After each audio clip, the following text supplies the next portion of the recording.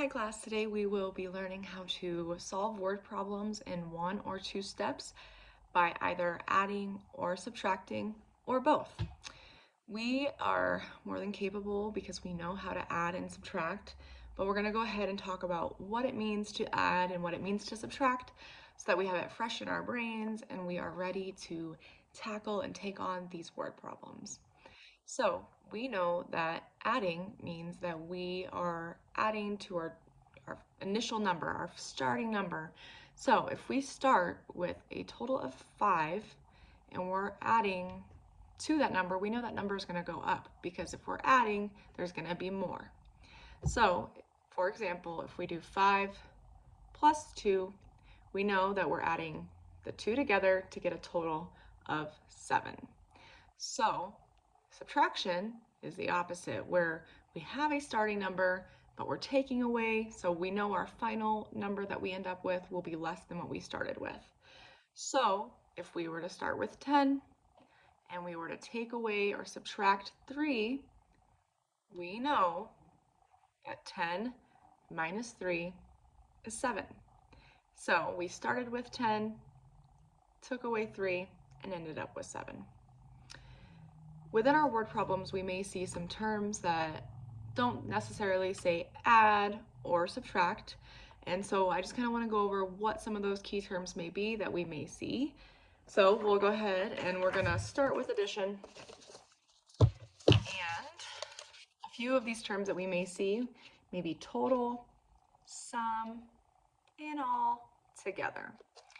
Now, an example of a word problem that we may see with one of these terms could be Layla has 5 cats and her brother Kyler has 3 dogs. How many animals in all do they have?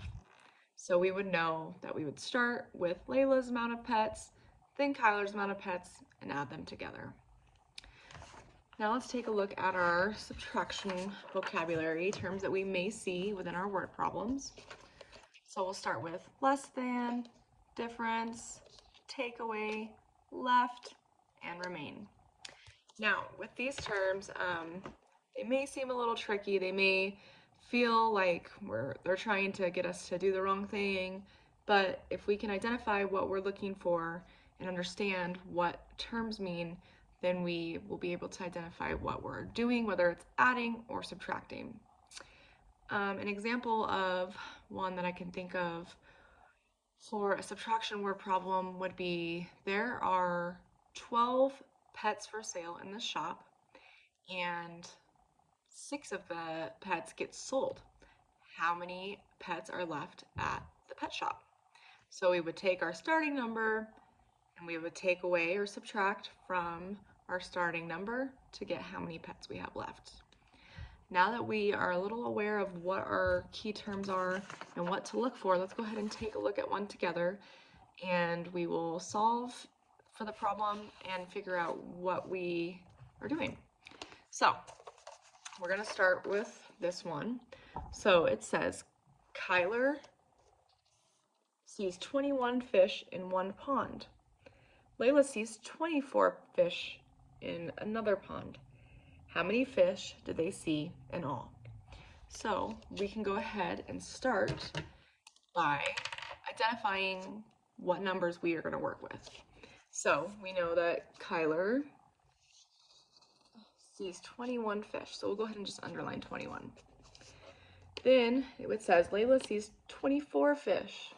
So we found our 2 terms or factors that we will be working with. Now we need to figure out whether we're adding or we're subtracting. So if we remember our terms that we just learned, we see in all, which means we're adding.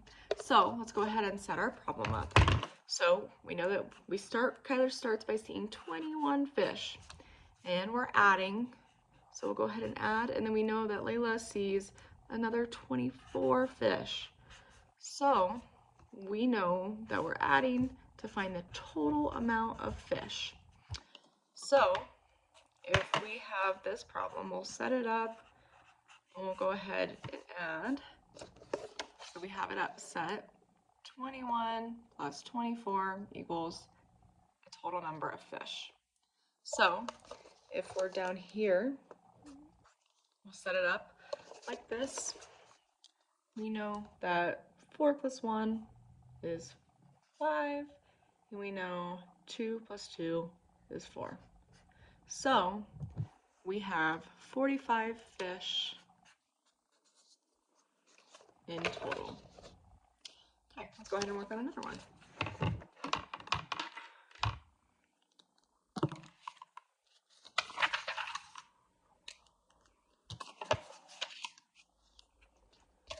So we'll start by reading the problem. It says Wesley catches 30 fish in the ocean. He puts 15 fish, or he puts back 15 fish. How many does he have now? Let's start by going and underlining our numbers that are given to us. So we see we have the number 30 and the number 15. And this one's a little trickier because it doesn't have one of our other terms that we learned. So we know how many does he have now. So if he's putting back fish, we know that that's subtracting because he's not going to take all 30 fish home. So let's go ahead and set up our problem. So we'll go ahead and do 30 minus 15 equals blank fish left.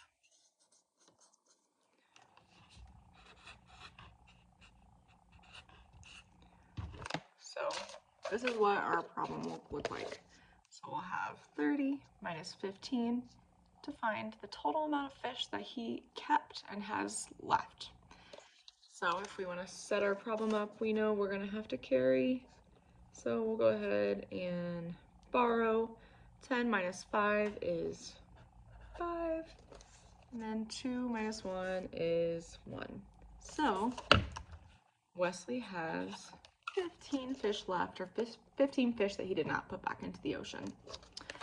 Let's go ahead and now we're gonna try a two-step problem, and then I'll have you guys go out on your own and practice a couple problems with your elbow partner. So we'll again start by reading the problem and we'll just break it down.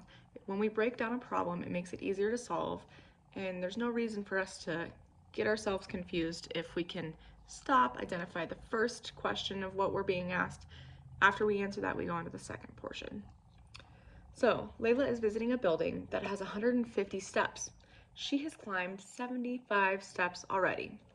So that's our background information. We know that there's 150 steps. She's climbed 75 so far.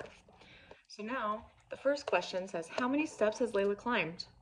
Wait a second. That was given to us in our background information. So if we identify, we know that Layla's already climbed 75 steps. So that's our answer for A. Sometimes all we have to do is reread the problem to identify what our answer is. The second part of our question or problem is how many steps are left for Layla to climb?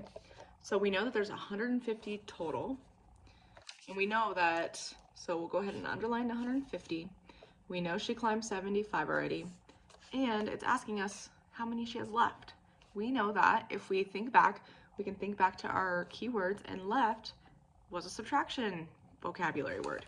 So we'll go ahead and set that up. It'll be 150 minus 75 equals steps left.